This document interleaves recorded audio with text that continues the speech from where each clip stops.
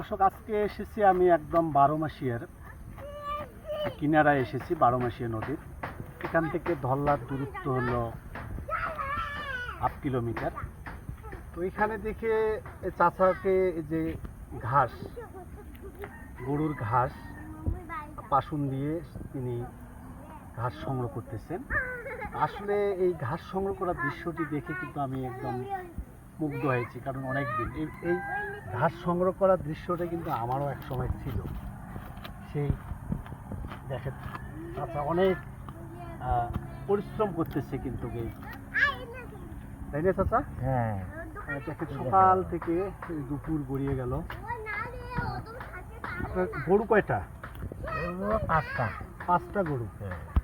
আচ্ছা, 5টা গরুর এইভাবেই কি প্রতিদিন? দেশি গরু না একটু? এটা দেশি গরু বাবা আমার। দেশি গরু। হ্যাঁ, দেশি। চড়েই দেখাশোনা। হ্যাঁ, এখন তো চড়ে ঘাস, মানে সব আবার বাড়িতেই থাকে গরু। ওই পোয়াল টাকি খায়। আচ্ছা, আর এই ঘাস খাওয়াই। এটা নিয়ে ছাগল ছাগল আমার নাই বাবা। গরু 5টা। হ্যাঁ। আপনি এই যে মানে এর পাশাপাশি আপনি জমি কি মানে বড় চাষাবাদ করছেন? চাষাবাদ করছি। এই যে ধল্লার এই যে মানে 12 মাসিকের যে হ্যাঁ, এগুলো আবাদ করছি। এই যে কিছু আবাদ করছি। এইগুলো না? হ্যাঁ, এগুলো কেমন ফসল? তো ফসল বাজার ভালো হয় এগুলা।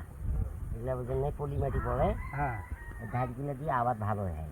একটু দেখি আপনার ফসলটা একটু দেখবো, আসুন তো দেখি।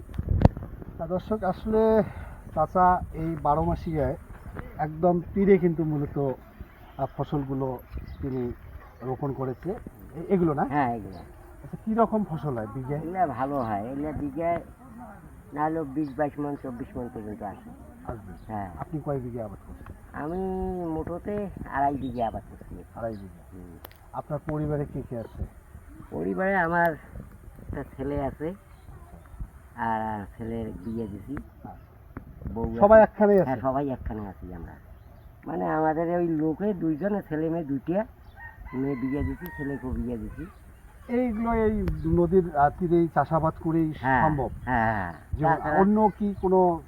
অন্য রে বাবা কিছু নাই। এখন আমার ছেলেটা আছে, একটা অটো এসে নিয়ে দিছি, অটো একটা নিয়ে দিছি। ওটাও চলায়। আমি আপনার আবাদ করি। আগে এই 12 মাসে এগুলা আবাদ হয়নি আগে বাবা। আগে তো হয়নি। আগে হয়নি। আপনার কি বাড়ি ঘর কি আগে? বাড়ি বাবা ওইদিকে আরো 5-6 বার বাড়ি ভাঙছি আমি আমার বয়সে। আপনার বয়স কত ছিল? আমার বয়স 65 নাগান, কিন্তু ওই স্মার্ট কার্ডে কম আছে। কম আছে। মানে আপনার জীবনে 7-8 বার বাড়ি। হ্যাঁ, এখন যে বাড়িটাতে আছেন, হ্যাঁ। সেই বাড়িতে কি আপনার নিজস্ব জমিতে? এটা আমার নিজস্ব জমি নয়, একটা ভাইসের জমি, বোঝেন নাই? তা ওই জমিটা আমি কয়া নিচ্ছি রে বাবা। এখন দুর্যোগে আমি করছি, আমি কোথায় যাই? আমার ওই ভাইটাই দিয়ে দিচ্ছি, বলছি চাচা এখানে বাড়ি যাবো। এখানে কতদিন পর্যন্ত আছেন? এখানে না হলেও বাড়ি করবে 30 বছর। 30 বছর। হুম।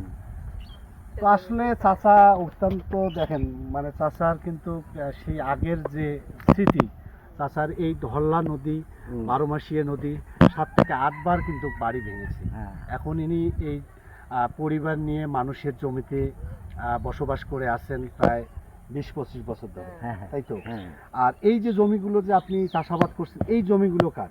এই জমিনগুলো আমার ওই ভাইস্তারের জমি। আপনি ওই বর্গা বাড়ি নিয়ে? করেছি, হ্যাঁ, আমি আর কি। দেখেন, তার মানে এনার কোনো জায়গা জমি নেই। এই যে মানুষের জমি বর্গা নিয়েই কিন্তু মূলত জীবন জীবিকা নির্বাহ করতেছে। আপনি কি মানুষের কাজ কাম করেন? আমি বাবা মানুষের কাজ কাম করি না, ওই আবাদে আবাদ করি। হ্যাঁ, আবাদ কিছু ওদের নাই। যাই হোক, দিন চলে। হ্যাঁ, দিন চলাই আর কি। এইরকম পরিবার কি রকম আছে আপনার? এইদিকেই ওই ধরনের পরিবারগুলো বেশিরভাগ। বেশি? হ্যাঁ, সবাই দুর্যোগের। এই যে অটো নিচের, এটা কিস্তির টাকা তুলে? হ্যাঁ, বুঝছেন না? হ্যাঁ দর্শক, যেমনটি শুনছিলেন যে আসলে চাচা কিন্তু খারাপ পরিজন এবং বেঁচে থাকার লড়াই থেকে কিন্তু মূলত কাজ করতেছে। আপনারা জানেন, তার মুখেই শুনছিলেন যে ইতিমধ্যে 8 থেকে 9 বার এরকম বাড়ি তিনি কিন্তু এই সরিয়েছেন ধরলায় ভাঙনের কারণে। তো এখন চাচা মানুষের জমি বর্গা চাষ করে কিন্তু মূলত জীবন জীবিকা নির্বাহ করে এবং থাকেনও কিন্তু মানুষের জমিতে। তো চাচার জন্য সবাই দোয়া করেন, চাচার জন্য এই বাকিটা জীবন এভাবেই কিন্তু লড়াই সংগ্রাম করে স্বচ্ছতার সঙ্গে, নিষ্ঠার সঙ্গে যেন জীবন জীবিকা নির্বাহ করতে পারে। তো দর্শক, এই ছিল এই শিমুলবাড়ি ইউনিয়নের সোনাইগাজী থেকে বারোমাসিয়া তীর থেকে সর্বশেষ।